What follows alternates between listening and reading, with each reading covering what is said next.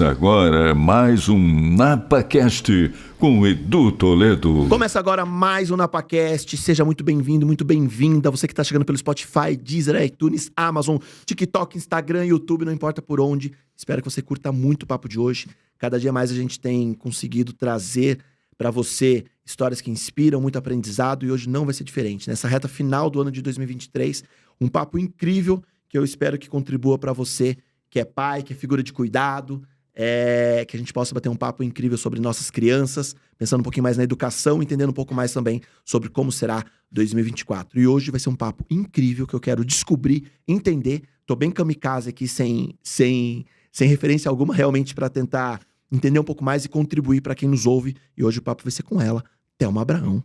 Uhul! Obrigada, Seja bem-vinda, Edu. Thelma. Eu que agradeço o espaço, um prazer enorme estar aqui. Obrigado por ter tido essa disponibilidade pra gente falar sobre educação neuroconsciente. Incrível isso. Antes de falar disso, deixa eu te dar alguns mimos. Quero. Te trouxe chocolate. Ai, que delícia. Trufa, Obrigada. pão de mel, chocolate incrível. Gente. Uma loja bistrô maravilhosa que nos apoia. Tá aí, depois você vai amar. Vai Obrigada. querer levar para os Estados Unidos. Não vai acho ter. que não vai durar Não vai até ter. lá. Não vai ter. O nosso parceiro também que faz hoje no Brasil os principais estádios e gramados, inclusive entregou do Botafogo agora como o primeiro estádio do Brasil com gramado sintético. Queria te dar um campo de futebol. É um presente muito aleatório, mas é para um escritório, para um capacho, para os pets, enfim. Que máximo. Que é uma grama decorativa. Que demais. É muito incrível isso. Obrigada. Nossa, amei meus presentes. Último mimo, uma garrafinha com termômetro aqui para medir a temperatura dessa água do NapaCast, para você lembrar desse. Vou usar muito. Edu que Ainda vos mais que eu fala. moro na Flórida, um calor danado. É. Terra boa, né? Muito bom. Terra boa. Eu sou apaixonado por lá. Muito bom. Eu gosto também. Thelma, me conta. Quem é Thelma primeiro, só pra galera entender, depois a gente entra no tema, porque eu acho que o papo hoje, como pai e como um cara que é apaixonado por comportamento, por desenvolvimento, seja de adulto ou de criança. Estamos juntos então, hein? Juntos nisso, vai ser incrível hoje. Quem é Thelma? Me conta. Thelma Abraão, eu sou, antes de qualquer coisa, né? Eu sou mãe. Ótimo. Mãe de 2, de um casal, do Lourenço e da Luíse. E graças a eles eu estou aqui, né, nessa jornada de poder contribuir hoje na vida de milhares de famílias. Então eu sou biomédica, eu sou especialista em neurociência e desenvolvimento infantil. Sou autora também de 14 livros. Que demais. E hoje eu ajudo pais a educarem de forma neuroconsciente. Eu também certifico profissionais da área da saúde e educação nessa abordagem que surgiu, né, de toda essa jornada que eu vou te contar aqui hoje. E estamos aí buscando quebrar ciclos, né? Ensinar para as pessoas que é possível educar os filhos sem agressividade, sem ferir, sem agredir, sem precisar causar danos, né? E que para isso a gente não precisa ser permissivo, a gente não precisa ser o pai Nutella, né? E mimimi, como tanta gente fala. Não é só passar a mão na cabeça. É engraçado quando a gente fala sobre educar sem agressividade, educar sem violência, imediatamente a pessoa vai para o outro oposto, né? Ah, quer dizer então que meu filho vai fazer o que quer? Se eu não bater agora, vão bater nele mais tarde, né? Na rua. E aí começa aquela loucura que não tem nada a ver com isso. Tem a ver com a gente aprender a se olhar, conhecer a própria história, conhecer as próprias dores, né? Entender o porquê das nossas atitudes, questionar as nossas atitudes, buscar autoconhecimento, tomada de consciência. E o mais importante é a gente aprender a se dar a educação emocional que a gente não recebeu, né, Edu? E a partir daí, você vai conseguir olhar para essa criança e falar, opa, para que ser violento desse jeito, né? E um ponto importante, chave da educação neuroconsciente é compreender a biologia, a neurociência por trás do desenvolvimento infantil. Que demais. Eu vejo como pai agora, Thelma, né? As pessoas talvez tenham uma dificuldade muito grande, né? As pessoas estão terceirizando a educação, o carinho, o afeto, né? Que é uma tristeza absurda, né? Eu vejo pelo meu filho, né? Eu sou um pai que hoje... eu sou divorciado, meu filho tem 5 anos. E eu tenho uma relação muito boa com a mãe dele. E cada um tem uma forma de criar, cada um tem uma forma, né? E a minha guarda é bem diferente no mundo de hoje, né? Porque eu fico com ele um dia sim, um dia não. Não é uma guarda que eu vejo ele a cada 15, 20 dias. E pra nós funcionou, pra ele funcionou. Ele é muito feliz com isso. Então, assim, a gente sempre teve uma preocupação. É um pai super presente na vida dele. Muito. E a gente conversa muito, né? Eu falo, né? Eu nunca bati no meu filho, nunca o deixei de castigo. Mas o respeito que ele tem por mim é algo, assim, absurdo. Ah, é sobre isso? Você já é um pai neuroconsciente e nem sabe. É absurdo, assim, porque a gente conversa muito, a gente tem muito acordo. E eu não descumpro acordo com ele, seja Você ensinou o poder da palavra. Da palavra. Né? Seja Isso aí. pelo que talvez não faça tão bem, e pelo que faça bem. Então eu brinco assim, eu falo pra ele assim, filho, a gente vai ao shopping, a gente vai passar em frente a uma loja de brinquedo incrível, mas hoje não vai dar pra comprar brinquedo Igualzinho eu faço na minha casa. É Tá, isso. ok. A gente vai pra parques, Aham. né? Eu brinco sempre com isso também. Todo final do brinquedo de um parque acaba numa loja de souvenirs Uhum. pra criança. Eu falo, ó, a gente já vai avisa entrar numa antes. loja, Aham. não vamos comprar nada, beleza? Ele tá acordado. É. E ele sabe, e tá ok, né? Então esse eu acho E pode, às vezes, não tá ok, né, Edu? Eu falo Sim. que vai ter criança que não vai aceitar. que vai, às vezes, mesmo assim, ela vai insistir. Mas, gente, a criança pode querer, ela tem o direito de querer, ela Sim. tem o direito de É. chorar, Sim. né? Então, assim, a gente como adulto, é entender que essa criança tá em desenvolvimento, que ela tá aprendendo, ela tem um cérebro imaturo, ela tem dificuldade de Uhum. controlar o impulso, né? E não é porque ela chorou que você vai voltar atrás e dar. Sim, Você vai manter a sua palavra, mas você também vai validar o que ela sente, né? sim. Olha só a diferença, né? Da educação que tá ali sempre. Para de chorar, engole esse choro, eu já falei que eu não ia te dar. A criança pode sentir, Pode sentir. ela pode chorar, mas ela vai passar por essa frustração com o apoio de um adulto que entende o que ela tá sentindo, Uhum. né? Eu sei que você tá triste, filho, mas lembra que a gente combinou? É Dessa tão boa vez. você fala, né? Ah, é Eu tão sei, maravilhoso. Eu compreendo, É. mas... né? Então, a gente combinou, né? Então, eu acho que todo desafio também traz uma oportunidade de Uhum. ensinar algo importante, né? A autonomia, Thelma, é algo que tem que se dar pra uma criança no sentido dela decidir as coisas? Mas é legal isso? Não é só legal, como é essencial. Tá. Autonomia, ela é uma das necessidades básicas, né, humanas, necessidades emocionais básicas. A autonomia, ela precede o senso de capacidade. Tá. Ela precede também a autoestima. Porque você já percebeu como que o senso de realização humano é importante para você se sentir bem com você? Sim. Então a criança, ela desde bebezinha, ela já busca essa Quer autonomia. decidir, né? Tem bebê de 8, 9 meses que a mãe vai pentear o cabelo, ela fala, Thelma, meu filho já grita quando eu vou pentear o cabelo, ele que quer pentear. Eu falo, deixa ele pegar e sentir como é que é. Deixa a criança fazer isso, né? Às vezes a criança de 2 anos quer lavar o cabelo, quer passar um sabonete no corpo, e a mãe fala, não, ele não sabe fazer isso sozinho, eu vou fazer pra ele. Tudo bem que ele ainda tá aprendendo, mas deixa ele fazer, deixa ele sentir que ele consegue, depois você vem e... É que a gente tem um costume muito assim, deixa que eu faço, né? É, Não só com criança, mas com adulto, às vezes na empresa. Pra todo mundo é assim, né? Ah, você não sabe fazer, deixa que eu faço. Mas o deixar a criança fazer mesmo errando é importante. É. Deixa que eu faço, tem algumas coisas que isso esconde, né? Primeiro é uma necessidade de controle muito grande, Uhum. que é aquela coisa, o meu jeito é sempre o melhor, né? E aí tem aquela mãe que ela fica sobrecarregada por querer tudo do jeito dela. Então, o jeito que o marido faz não serve, não é bom, então deixa que eu faço. O jeito que o filho faz não é bom, então deixa que eu faço. No fim, ela tá fazendo tudo e tá exausta e tá reclamando que ninguém faz nada. Uhum. Mas, então, assim, é importante a gente olhar por trás dessa necessidade de controle e que é muito presente em pessoas da nossa geração. Por quê? Porque nós viemos de gerações extremamente controladoras, né? De pais autoritários, que faz o que eu tô mandando e acabou. Então, a gente acaba repetindo esse padrão. E esse padrão, ele impede que a criança desenvolva autonomia. Porque também, você concorda que para a criança aprender a fazer algo, ela vai ter que repetir aquilo muitas vezes? Então, ela precisa de espaço para errar, inclusive. Então, esse lugar, né, de você entender que é um processo, o aprendizado, e que às vezes eu precisar dar um passinho para trás nessa necessidade de controle para deixar essa criança, por exemplo, aprender a amarrar um cadarço, aprender a vestir a roupa sozinha. Porque para eles é uma conquista, né? Uhum. Eu consegui. tô escolhendo meu tênis, a minha meia. Então, isso vai trazendo esse senso maravilhoso para a criança de que eu sou capaz, O né? filho tá na fase que ele quer pentear o cabelo, né? E como o pai não tem, ele fala, pai, você não tem, então você não sabe pentear. Eu falo, verdade, filho. Ele vai lá, fica no espelho. Conta para ele que um dia você já teve. Eu mostro pra ele, ele fala, mas faz tempo, né, pai? Faz tempo, enfim. Ai, ai. Ô, Thelma, mas entrando na definição mesmo, como que você define de uma forma clara, até para os pais, e tem muitos educadores que ouvem o nosso podcast, muitos empresários do segmento educacional também, como que você define educação neuroconsciente? A educação neuroconsciente não é uma metodologia, tá? Ela é uma abordagem educacional que se baseia na neurociência e na compreensão da biologia do desenvolvimento infantil. Tá. Então, qual que é a base dela? Principalmente a neurociência social, que é como que a gente se desenvolve a partir do relacionamento com o outro. Tá. Então, esses pais que estão ali estudando a educação neuroconsciente, eles vão primeiramente compreender, opa, o cérebro dessa criança não é igual ao cérebro de um adulto. O comportamento dessa criança não tem como ser igual a um comportamento de um adulto. Por quê? Porque a biologia do filhote da nossa espécie é essa. A gente foi programado para nascer sem falar, sem andar. A gente depende dos nossos pais por quantos anos, não é? Uhum.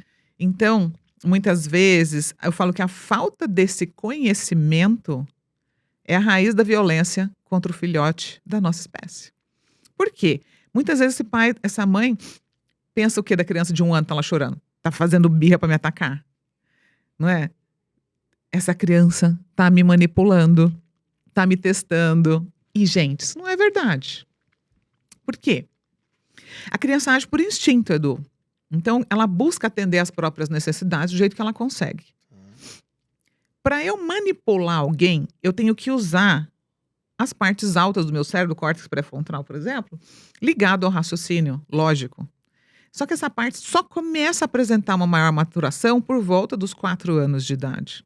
Até lá, a criança é 100% dominada por emoção, né?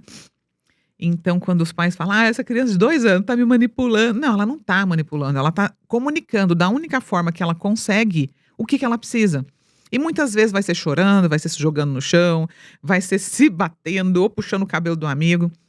Então, a gente começa, a partir da educação neuroconsciente, compreender o que está por trás desse comportamento. Por que a criança faz o que faz?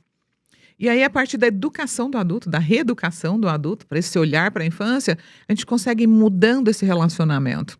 A gente consegue fazer com que esse pai saia desse lugar, desse pedestal de eu sou perfeito e você é o problema da família, para, puxa vida, eu também preciso entender o que está por trás do meu próprio comportamento, né? E mais do que tentar controlar o comportamento do meu filho, é sobre eu controlar o meu próprio comportamento. Porque quem é que tem o cérebro maduro aqui na relação? Sou eu. E mesmo assim, Deveria, né? Deveria. mas mesmo assim, muitos pais ainda não têm, né, uma boa gestão emocional. Não consegue lidar com o que sente. Então, na hora da raiva, explode, bate, agride, depois se arrepende. E vive naquele caos, né? Porque vira um caos. Educar é super desafiador. Sim. Eu falo, né, Thelma, não sei se você concorda comigo, os pais não se formam para ter filhos. Pois é, Não é? não.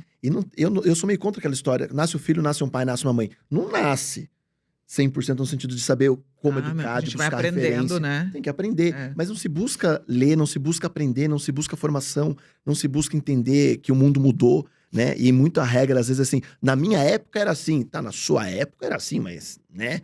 O que é nossa época hoje? Né? Na minha época eu não ficava na televisão, também não tinha. Na minha época, Sabe, não é? eu tenho uma visão sobre isso que é assim, ó. Muita coisa é diferente no mundo. As pessoas são extremamente diferentes umas das outras, você concorda? Sim, sim. Tem pessoas que, de vários idiomas diferentes, né? Essa pessoa no Japão fala japonês, a outra lá na África. Cada um vai falar um idioma, né? Dependendo do país que nasceu. As culturas são diferentes. As cores das pessoas são diferentes. Mas tem uma coisa que não muda.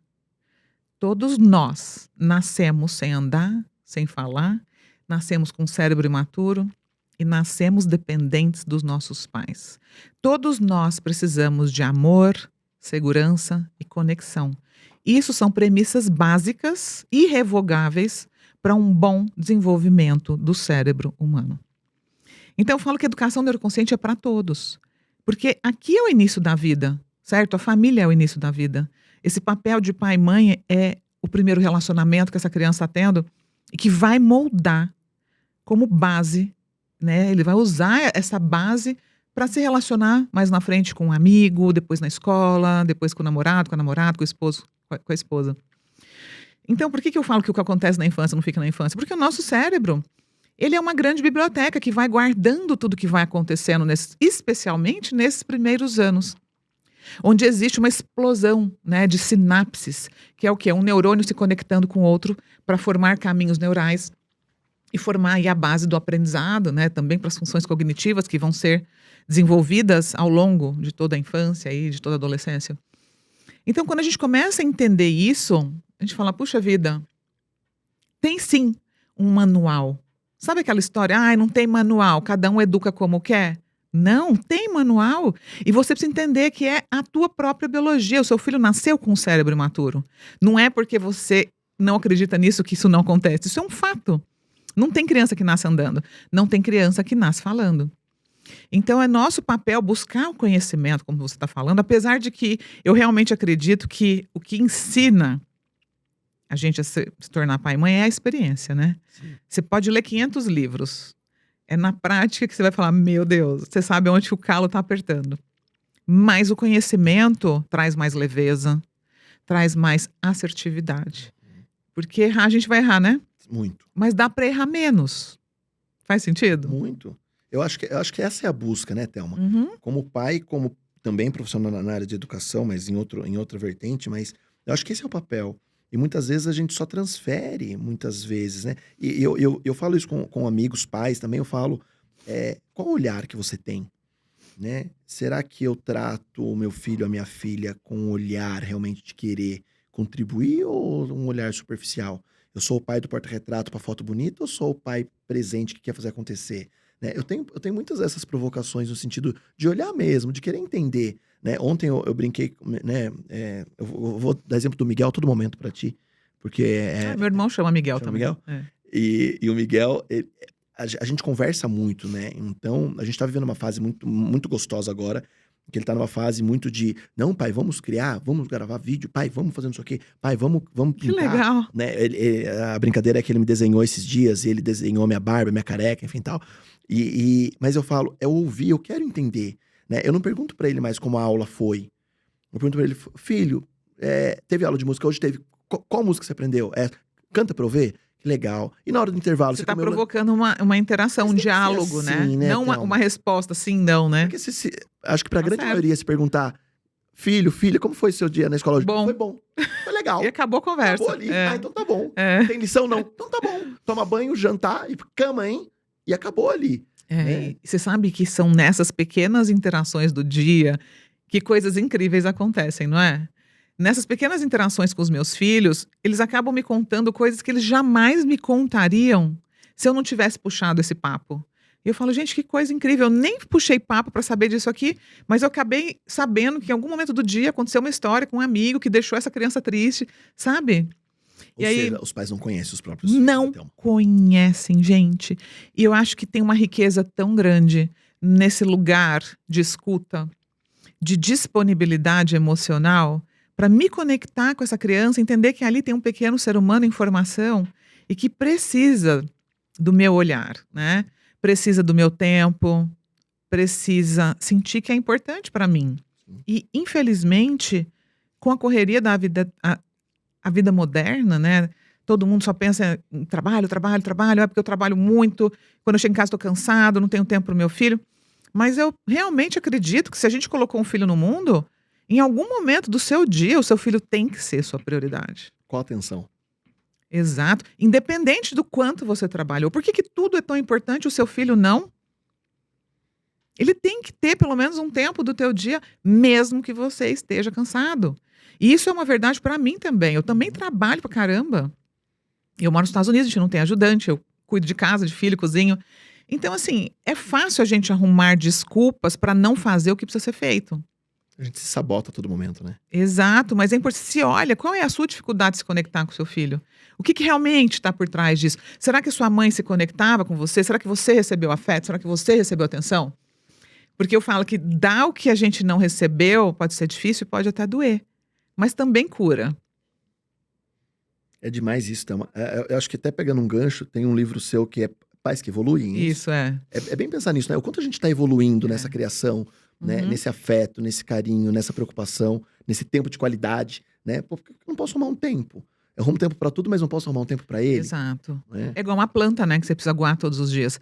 E assim, Edu, se você parar para pensar, na correria da vida, a criança está lá indo para a escola, por exemplo. Tem lá 20 alunos na sala de aula, uma professora ou duas. Essas professoras estão ali cuidando daquelas crianças, mas de uma forma que não é igual ao pai e a mãe. Sim. Não está olhando no olho dessa criança, não está enxergando o que Não ela dá. precisa, não dá tempo. Então ela está ali no meio de várias crianças e muitos pais falam, quando eu vou buscar o meu filho na escola, é só ele me ver que ele começa a chorar. A professora falou que ele ficou ótimo o dia inteiro. Mas por que isso acontece? É porque a criança fala, caramba, Ai, eu fiquei o dia inteiro aqui aguentando tudo isso, calada, forte, né? Eu tive que ser forte, ficar aqui sozinha. Ai, agora eu posso descansar. O Porto Seguro chegou. Mamãe chegou, papai chegou, e aí vem aquela emoção toda. Em vez do pai e da mãe pegar no colo, vem cá, né? Vamos pra casa, vamos ficar juntos. Não. Ai, tava tudo bem, para de chorar, não sei o quê. E lá vem, sabe? Por quê? Porque não compreende o comportamento infantil. Ai, eu tô cansado, trabalhei o dia inteiro, você já vem chorar. Então, assim, a criança começa a viver um deserto emocional gigante, porque não tem ninguém abastecendo as necessidades emocionais dela. E aí o que acontece? Passa uma infância inteira vivendo nesse deserto emocional. Chega na adolescência, esse buraco tá enorme. Eu vou buscar onde? Preencher esse buraco. Os amigos. Os amigos, muitas vezes, vão me envolver com pessoas que não são legais. Mas para eu buscar esse pertencimento e esse amor, esse afeto não recebido lá atrás, eu acabo me submetendo, às vezes, a coisas que não são legais. Eu vou usar droga, Violência. álcool, para poder pertencer. Então é importante a gente pensar que o amor não recebido, a segurança não dada, a conexão negada, ela vai impactar as relações lá na frente. Uhum. Eu acho que essa tomada de consciência é a mais importante. E não para a gente se sentir culpado. Jamais para a gente se sentir culpado. Mas para a gente rever as nossas atitudes. Porque eu também já fui uma mãe na qual eu não me orgulhava. Mas foi justamente a dor de não conseguir ser a mãe que eu gostaria de ser que me trouxe até aqui. Eu falei, caramba, eu preciso aprender o que eu não sei, então, em vez de ficar aqui me castigando e me punindo. Então, esse conhecimento que eu trago é sobre trazer um convite. Topa se reeducar para melhor educar? Que demais isso. E o quão difícil é, né, Thelma? Quando você fala hoje em se reeducar, quais os gaps que você enxerga hoje, de uma maneira geral, seja lá fora ou seja aqui no Brasil, que os pais têm de dificuldade para educar e não transferir essa educação para a escola, né? A escola tá lá para escolarizar. A escola tá lá para ensinar que matemática, que 2 mais 2 é 4, né? Deveria ser, né? O amor, o carinho, o afeto, o respeito, a diversidade, a amizade deveria nascer lá em casa, isso, né? Verdade. Então a gente tem alguns gaps aí. Como que você enxerga essa reeducação dos pais para que os pais possam evoluir, para que os pais possam cuidar melhor dessas crianças? Primeiro lugar é que, assim, os pais, quando eles vêm, seja me procurar, seja pelo um livro, porque lê um livro, seja porque fez um curso, eles chegam querendo mudar quem? A O criança. filho. Ele nunca chega entendendo que a mudança precisa começar nele. Então, acho que o primeiro lugar em que eu tenho uma oportunidade de levar uma transformação é mostrar isso de uma forma muito amorosa, inclusive, né? De começar a conduzir essa pessoa para um lugar de, opa, vamos entender como o seu comportamento está afetando o comportamento do seu filho. Então, o começo é sempre em olhar para si mesmo, para sua própria história e falar, por que eu estou repetindo padrões que foram agressivos ou não lá na minha própria infância e agora eu estou repetindo igual, né, com meu filho? O que me impede de quebrar esse ciclo? E muitas vezes, tem gente que fala assim pra mim, Thelma, mas eu não apanhei, meu pai não me bateu, ou sei lá, não foram violentos. Mas as pessoas confundem às vezes, confundem ou desconhecem que existe também a violência invisível, que é o abuso emocional, Uhum. a negligência emocional. Que é o quê? O que é abuso emocional? É críticas constantes, humilhação, gritos, um ambiente onde essa criança vive pisando em ovos, porque ela sabe que se ela erra, vai vir uma ameaça, vai vir uma punição. Isso mexe com o sistema nervoso, né? Porque você fica o tempo inteiro com medo. Isso dispara uma cascata hormonal, produção de cortisol, hormônios do estresse, adrenalina, noradrenalina. Isso também ativa o eixo HPA, que é o eixo ligado ao modo luta e fuga, sobrevivência. Então a criança pode ficar em estado de alerta, hipervigilante. Isso impacta o foco, impacta o aprendizado, impacta o sono, impacta o comportamento. Então não é só bater. Gritos, aquela mãe ou aquele pai que não se preocupa como que a criança se sente, né? Ou aquela mãe, aquele pai que a criança erra e ela dá um tratamento de silêncio. Fica 3, 4 dias sem falar com a criança. Isso é negligência emocional. Por quê? Porque essa criança está em desenvolvimento, ela precisa de apoio. Vai no canto pra pensar. Tem isso também. Aí vai pensar em quê? Pensa no quê, né? Pois é, então. Uma criança de 3 anos, ela vai pensar, né? Não tem Vai como pensar no ela quê, né? pensar. Ela não tem as partes cognitivas, né, Prontas. amadurecidas para raciocinar. Ela precisa de direcionamento, ela precisa de treinamento, ela precisa de repetição. E ela precisa de pais amorosos para conduzir ela nesse processo em segurança. Porque sem segurança, o nosso sistema nervoso desliga as partes cognitivas ligadas ao aprendizado. Não existe aprendizado no medo. Tanto é que, imagina você tá lá na escola, tem uma professora que grita com você, que te deixa assustado. Normalmente você não gosta daquela matéria. Né? Se você puxar na memória, a maioria das pessoas, você que tá aí do outro lado, qual era a matéria que você mais gostava na escola? Provavelmente aquela onde tinha uma professora que era amorosa, que confiava em você, que te estimulava. E você aprendia, você ia bem, então você gostava. Eu mesmo tinha uma professora de matemática, ela era muito mal educada, ela gritava, eu tinha muito medo dela. Eu só tirava 0 nas provas de matemática. Eu lembro um dia, a mulher foi chamar as provas lá, né? E ela estava falando o nome do aluno e a nota. Sei lá, Paulo, 8. Janaína, 5. Aí eu pensei comigo, ai meu Deus, acho que eu tirei 0. Ela falou, acertou, Thelma, 0. Falei, gente do céu, nunca esqueci isso. E eu falei, eu não consigo aprender isso. Que se cria, né? Tá vendo? Ficou. Dificulta o aprendizado. Não, e eu demorei muito, fui aprender matemática na faculdade. Entendeu? Criou um bloqueio enorme, então é sobre isso. Ô, Thelma, quando você fala dessa preocupação com a criança agora, isso também para os pais que estão nos ouvindo, evita trauma futuro na fase adulta e adolescência? É assim, ó. Como que é a construção dos traumas em relação a isso? Vamos olhar para as experiências adversas, né? Existem várias. Nem tudo é um trauma, né? Depende, o que depende? Depende da intensidade do que aconteceu. Depende se essa criança teve um suporte emocional de um adulto. Vamos supor, uma criança sofreu um acidente de carro grave, né? E perdeu alguém da família. Pode ou não se tornar algo muito traumático. Depende. Essa criança viu o acidente? Essa criança sofreu algo no corpo dela? Entende? Depende de tantos fatores. Então, ele depende do evento, depende de como essa criança presenciou, depende de quem estava, depende do depois. Uma criança, por exemplo, que é deixada sozinha passando por um problema, a chance de que aquilo vire um trauma é maior do que aquela outra que tem um suporte emocional. Então, existem experiências adversas que têm potencial traumático. Por exemplo, abuso sexual. Quando você tem um pai ou mãe que bate, né, um pai que agride a mãe na frente da criança, usuários de droga, pais usuários de drogas ou viciados em álcool, né, que acabam ficando violentos. Isso tudo tem muito potencial traumático. Mas, quando a gente cresce em uma família onde existe pelo menos um ponto de segurança, seja no pai, seja na mãe, um adulto cuidador que olha para você, que acredita em você, que te dá amor, que te dá segurança, essa criança vai crescendo com uma resiliência, entendendo que, puxa, alguém me olha, ela tem um modelo de amor positivo, né? Então, quando a criança vive em um lar onde pai e mãe são abusivos, onde pai e mãe não olham, esse deserto emocional vai ter consequências lá na frente. Mais ou menos, né, para uns ou para os outros, mas acaba sempre tendo. Eu vou te trazer uma narrativa minha, tá? Pessoal.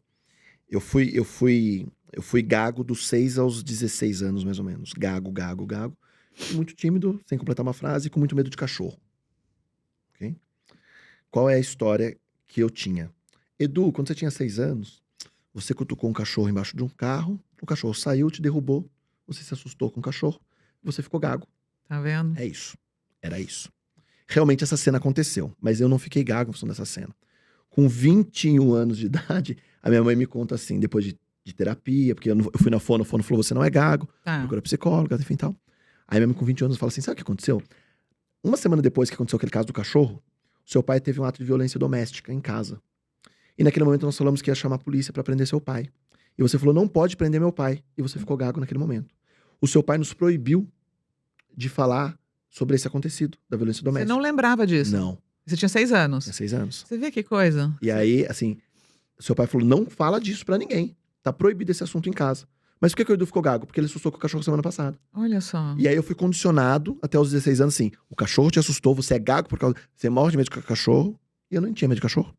E nem Você gago foi eu pra era. terapia aos 16? Fui pra terapia aos 15. Aí você começou a trabalhar isso e ressignificar. É. Aí com 17 eu deixei de ser gago, aí eu fui viver de teatro, de palhaço, Mas olha que legal, olha por que é importante? A terapia, você acaba trazendo pro consciente, né? Aquilo que ficou Mas inconsciente. sem saber, porque a psicóloga não tinha esse briefing. É, Olha que mas incrível. É louco isso, né? então, mas você começa a trabalhar aspectos do seu comportamento que você não sabia antes por que era. Então, essa tomada de consciência que você vai tomando vai te trazendo segurança, vai te trazendo autoconfiança, Aham. vai te trazendo mudanças, né, comportamentais que impactam. Isso é incrível de se Então. pensar. Porque, tanto que se questionassem os meus amigos da época de escola, o que o Edu talvez seja quando crescer? Ah, um engenheiro, matemático. O que o Edu não vai ser de maneira alguma? Professor, algo que tem que falar, porque ele é gago. Né? E hoje eu falo, pô, hoje eu sou palestrante, hoje eu sou ator teatral, hoje eu tenho Mas você vê também o poder dos rótulos? muito. Você ouviu, você ficou gago quase um cachorro, porque eu tenho medo de cachorro. E esse medo perdurou, né? Perdurou anos. Então a gente tem que olhar para isso também. Quais são as falas que a gente tem falado para os nossos filhos, né? Porque vira uma verdade. Você fala, você é burro? Puxa, minha mãe tá falando que eu sou burro. Eu sou burro. Ela fala, filho, você é capaz. Né? Continua tentando até você conseguir. Eu confio em você. Você é importante para mim. Eu te amo. Você é importante para nossa família. Imagina, né? O peso que tem isso, né? Muito. Do que você crescer. Ai, que menino terrível. Você não faz nada direito. Você é burro. Tá vendo? Eu te avisei. Você não aprende. Meu Deus. Se meu filho fez alguma coisa, ele veio falar pra mim e falou, pai, eu fiz isso. Eu falei, eu acredito em você. Ele parou. Tipo assim. Uau. Nem preciso me esforçar muito, né? Eu acredito em você. Tá ok. Né? Ô, Thelma, no contexto de hoje, comparado às gerações anteriores, eu via muito mais uma coletividade nas brincadeiras, na educação, que hoje não se vê mais. Hoje você vê muito mais as crianças sozinhas, né? Brincando sozinhas, sem esse convívio social, enfim, tal. O quanto isso hoje também contribui negativamente para a criação das crianças, no sentido de não ter o convívio em grupo. Hoje, realmente, as famílias não têm mais... Eu sou o 6º filho da minha mãe, né? Hoje é né? Hoje, as brincadeiras estão atrás de um equipamento eletrônico. Mesmo as brincadeiras em espaços de brinquedo, seja MIFE, seja o que for, são brinquedos individuais, não são brinquedos de coletividade. Como que você enxerga a falta de coletividade, a falta do trabalho em grupo hoje também nessa formação, nessa criação das crianças hoje? Ótima pergunta. Nós somos seres sociáveis, né, Edu? Nós somos mamíferos. A gente nasceu para viver em grupo. A gente não nasceu para ficar só. Eu sempre falo, né? Quem nasceu para ficar só é o jacaré, né? O réptil. Não precisa da mãe dele, né? A tartaruga. A hora que eclode o ovo, ele sai e vai embora. Nós não, a gente precisa do contato. A gente precisa do toque. A gente precisa do olhar. E as telas, infelizmente, estão contribuindo muito para que essa conexão se rompa. E isso tem consequências. Por exemplo, o desenvolvimento da fala, né, que ele já começa a acontecer desde muito cedo na vida, principalmente ali nos 3 primeiros anos, as regiões do nosso cérebro ligadas à fala começam a ter maior atividade. E aí o que acontece? O pai está lá, a mãe dando o celular, né? Põe um tablet para a criança ficar olhando e não conversa com essa criança. Não brinca com ela, não se comunica com ela. Hoje, por exemplo, existe uma epidemia de atraso de fala, como nunca visto antes. E muita gente fala, será que meu filho tem autismo? Será que meu filho tem? Quando você vai ver, a criança que nem podia estar assistindo uma tela, né? Porque a Associação Americana de Pediatria não recomenda o uso de tela para crianças menores de 2 anos de idade. E hoje a gente vê criança recém-nascida, de 2, 3, 4 meses, já com um tablet ali na frente. Então, às vezes, um ajuste no meio, um ajuste nesse ambiente, uma redução de tela já é o suficiente para a criança começar a conversar, a interagir, se relacionar. Então, a tela é um ponto. E o segundo é que hoje as pessoas têm muito medo uma das outras, né? Você não sabe quem é quem, você não confia. Ai, meu Deus, né? Vou lá no parquinho, não conheço aquela mãe. Então, o isolamento é muito grande. Por insegurança, por falta mesmo desses adultos também estarem se relacionando. Antes as pessoas iam uma para casa das outras, né? Faziam um churrasco, era aniversário, tinha festa. Hoje você pega o WhatsApp, você manda os parabéns pelo WhatsApp. Feliz aniversário. Tem gente que nem liga, né? Então, esse mundo tecnológico está isolando as pessoas. Tá todo mundo de corpo presente e emocionalmente ausente. Isso impacta as famílias de modo geral, não só as crianças, mas o adulto também, né? E as crianças criam esse distanciamento natural, né?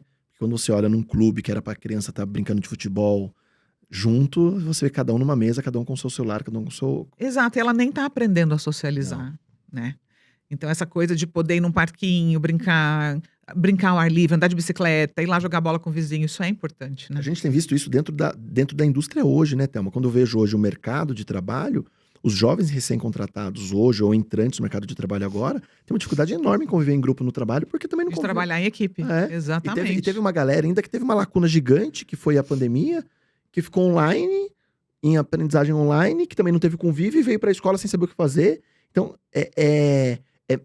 é assustador você ver hoje a falta de estímulo pra coletividade também, né? Mas cabe aos pais também estimular, né? Colocar os filhos em esporte, reduzir tempo de tela, criar oportunidades de socialização para essa criança.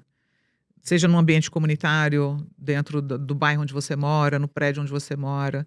Abrir espaço para a criança estar com outras crianças, porque é maravilhoso, né? Maravilhoso. Veio alguém, você falando isso agora, me remeteu, eu não vou me recordar quem foi o convidado ou convidada que veio aqui, que falou assim, um dos maiores aprendizados para a criança na fase de escola é a aula de educação física. É. Porque ela vai aprender a se frustrar, a perder, a ganhar, a se entregar, a se expor, a trabalhar em grupo. E a gente não valoriza a aula de educação física, né? Ela está se movimentando, Se que é movimentando, maravilhoso, que é né? ação, É. né? Mas o lidar com a frustração no esporte é algo que eu vejo muito com meu filho hoje, no sentido de, eu perdi, perdeu, Vamos trabalhar resiliência e vamos perdeu. treinar mais E para tá ganhar da ok, próxima. E tá ok É, que perdeu, exato. né? E eu ganhei, que legal, você viu, dessa vez você ganhou, da outra você perdeu. Mas essa capacidade de entendimento, essa capacidade de compreensão, acho que favorece muito aos pais terem esse sentimento de como eu tô criando. Sim.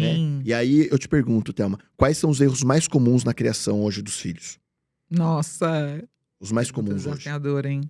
Olha, a primeira coisa, eu diria que é essa falta de vontade de estar com filhos.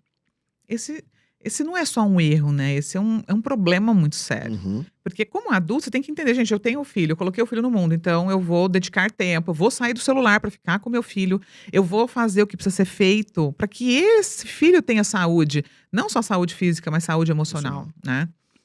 O segundo é querer um caminho fácil, querer um atalho. O que é mais fácil? Eu parar, conversar, ensinar, explicar, ou eu te dar um tapa e falar, fica quieto? Me dá muito mais trabalho Explicar.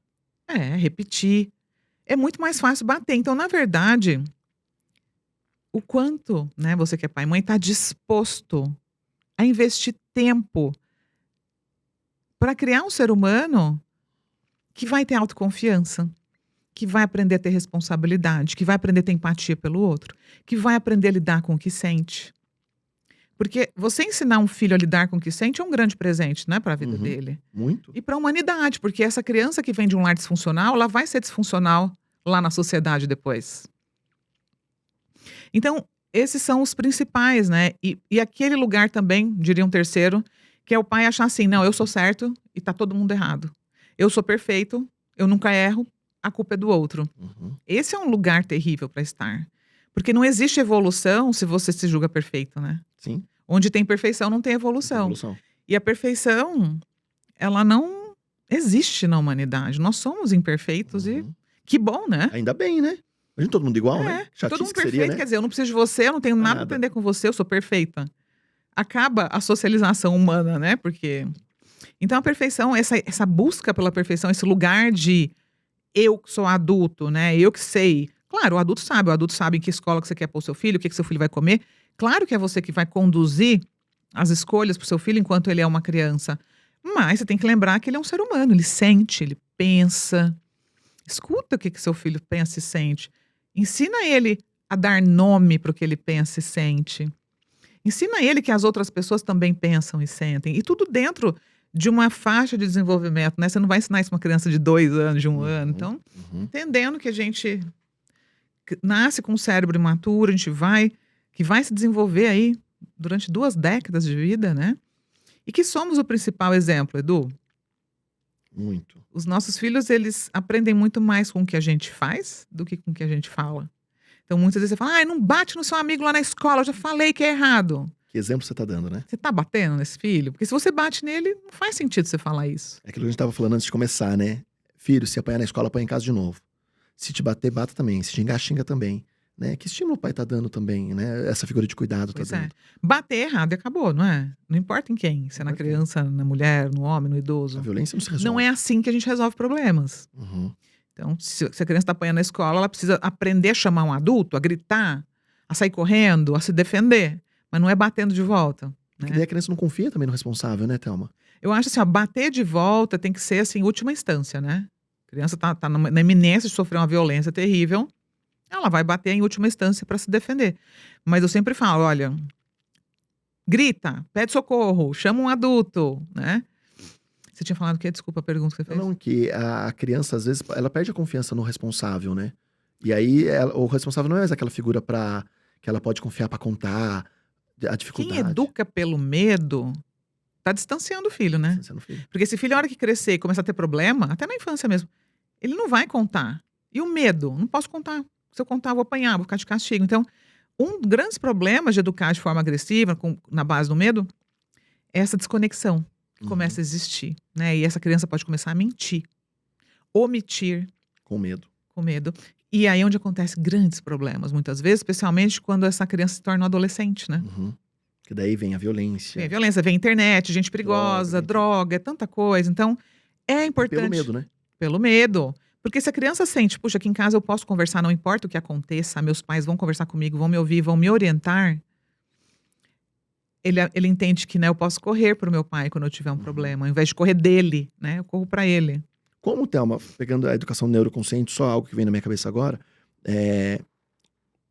como que os pais, eu não sei se isso tem a ver ou não, falam um pouquinho hoje sobre sexualidade com as crianças? Que momento isso é saudável pra falar com os filhos, ou pra ele começar a entender o próprio corpo, entender o que pode e o que não pode? Eu tenho uma grande amiga que fala, Ana Luísa Calisto, um beijo pra você, que ela fala sobre carinho de verdade, carinho de mentira, enfim.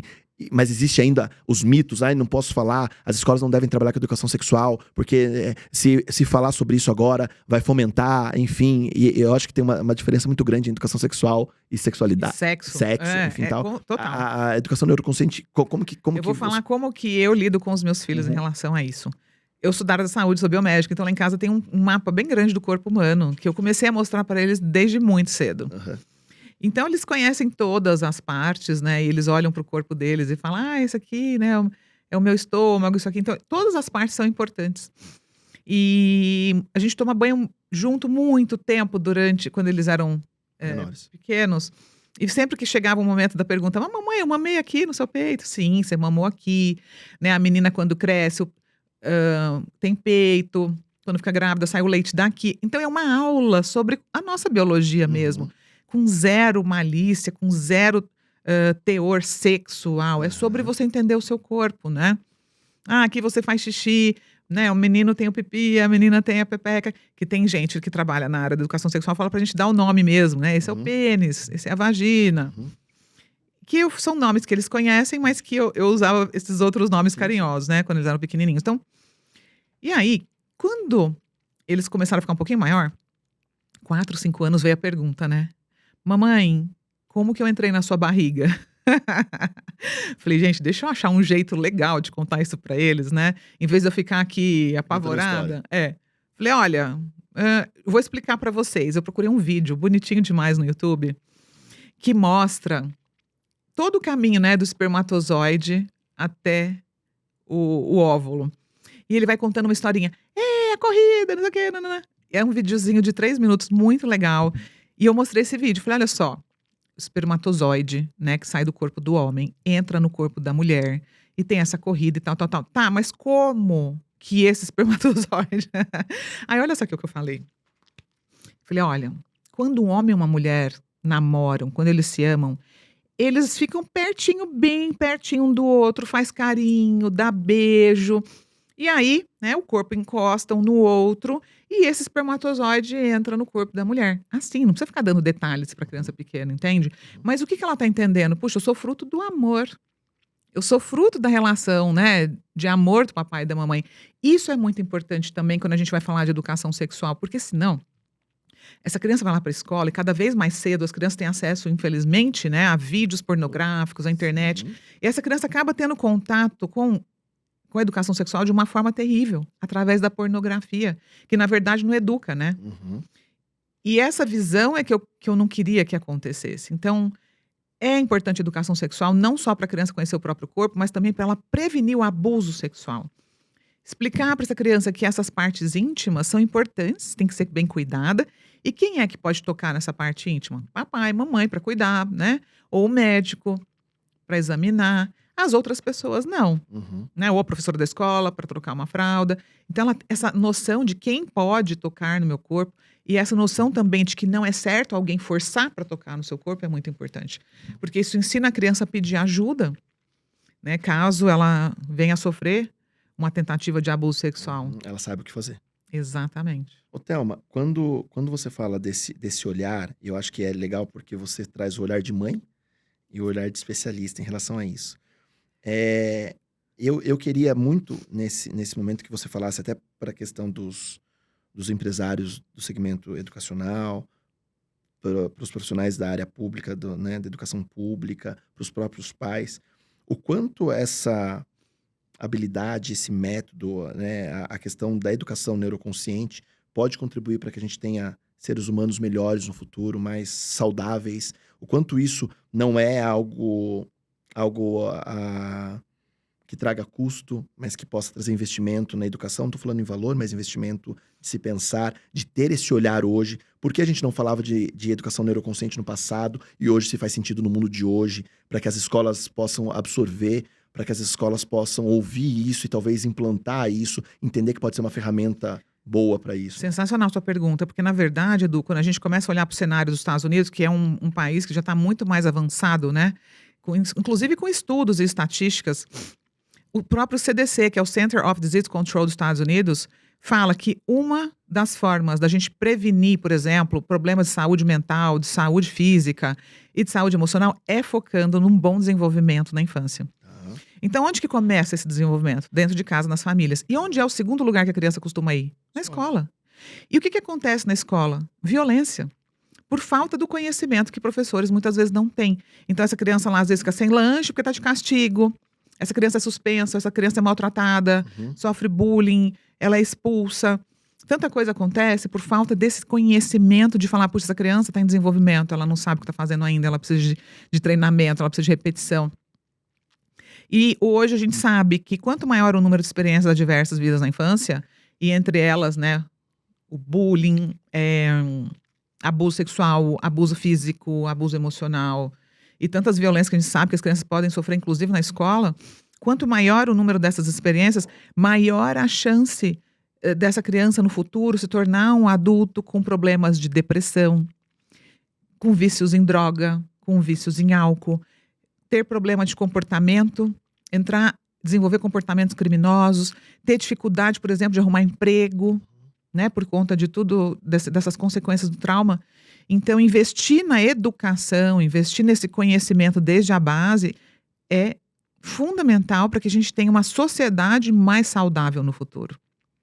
Porque aquela criança que tem segurança na escola, que gosta de estar lá, que gosta de aprender, ela vai dar frutos também mais tarde para a própria vida e na sociedade. Uma pessoa que vai se desenvolver, né, vai gostar de trabalhar, ela gosta de aprender. E o aprendizado, a gente nasce com esse desejo de aprender. Só que esse adulto cuidador precisa saber estimular esse desejo inato que a gente tem pelo crescimento, pelo desejo de ter autonomia. Faz sentido para você? A educação neuroconsciente hoje, pensando em Brasil, não sei se você tem essa informação de disciplina infantil, ela não faz parte de grades curriculares de formação dos professores. Ainda não.